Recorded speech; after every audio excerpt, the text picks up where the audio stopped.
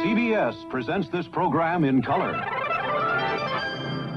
Watch out where the Huskies go, don't you eat that yellow snow. My odyssey in radio started when I was born in the Alaskan Territory. The regional governor wanted Alaska to become a state, so to increase the chances of it happening, my family was deported to Texas. Yeah, cute little guy, wasn't I? Growing up in San Antonio in the 1960s and early 1970s was interesting, especially listening to Don Cowser. He was the #1 DJ, and along with George, they were responsible for me wanting to get into radio. As luck would have it, 8 years later, Don was my very first radio instructor and gave me my first break doing a voicer for his advertising agency. That's our middle name, K-O-N-O, Music 86. That's what you got, the old Calvin Show. Do the hustle.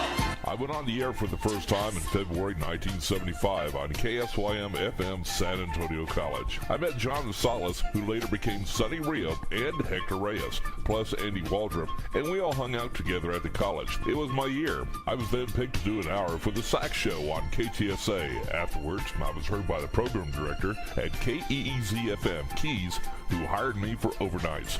A couple of weeks later, the company acquired WOAI-AM and changed the name to Clear Channel. I was asked to do some fill-in work on it, and a few months later, it was time to leave San Antonio after 19 years and go north to Denton so I could attend North Texas State University.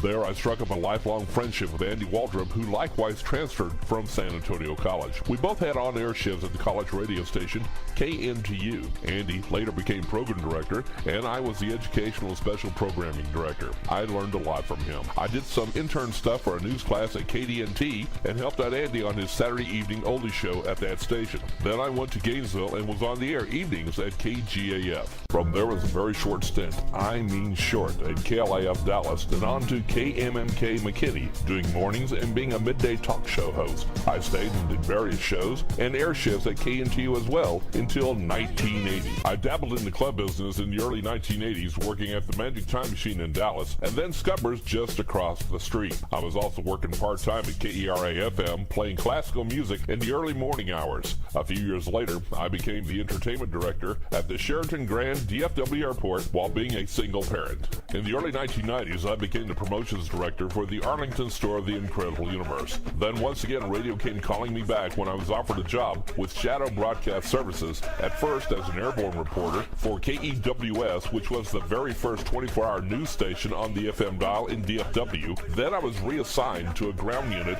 for all our station affiliates. This led to being a traffic anchor for KRLD in Dallas when Shadow merged with Metro Networks.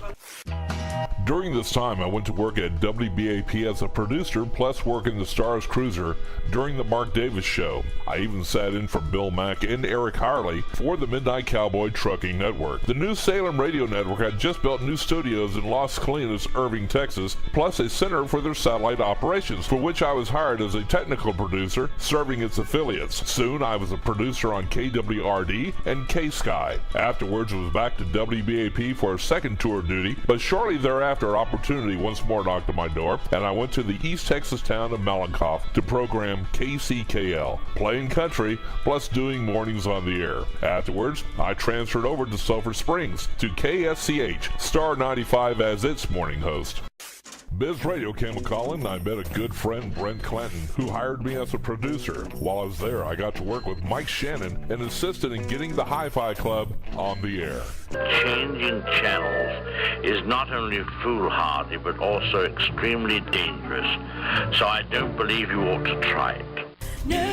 Well, all good things must come to an end, and I finished up at Southern Gospel KKGM in Dallas, doing afternoons and mornings. I still do some voice work, and I have been continuing my co-host duties for the past 10 years for the Hi-Fi Club with Mike Shannon. Currently, I am working in education as a teacher for the learning disabled. I am asking and hoping you would consider voting for me into the Texas Radio Hall of Fame. Personally, I would love to have my 86-year-old adopted mom witness her big son get an award.